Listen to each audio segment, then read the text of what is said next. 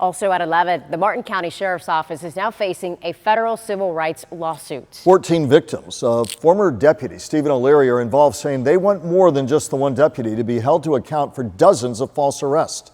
WPTV's Megan McRoberts in Martin County, where several of the victims spoke today.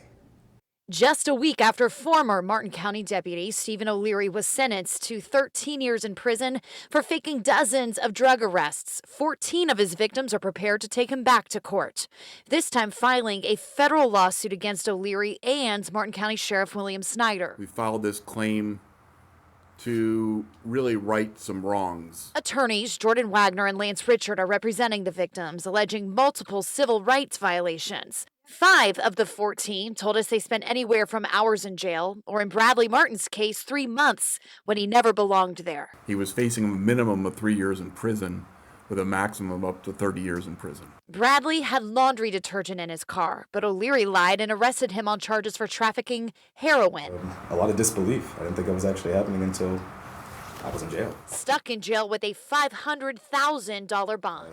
My job was taken from me. My social life was kind of ruined, and I did not look great at all in my family's eyes. Dylan Felt spent 50 days in jail when all he had on him was headache medication. I mean, at one point, the guy goes, "Hey, look, get this. He says that it's aspirin, not ecstasy. Ha ha ha. You're looking at 20 years, buddy. Ha ha ha." The attorneys say the lawsuit aims to bring financial relief to the victims. Some, like Sam Palmieri, have spent tens of thousands of dollars rebounding from the arrest. But it's also to shine light on what they say is a more systemic problem in the agency and an environment that allowed this behavior to go unchecked. I think if you talk to all the victims in this case, there were always other officers on the scene. They were all belittling or high-fiving each other when they would arrest these individuals. It was an atmosphere where this behavior was encouraged, where arrests were encouraged for promotion.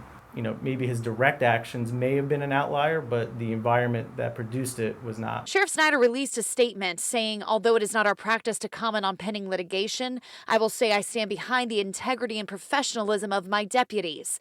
It is my hope that the community will recognize this case as outlier behavior and know that their trust in us is important to me and paramount to keeping our community safe. Megan McRoberts, WPTV News Channel 5.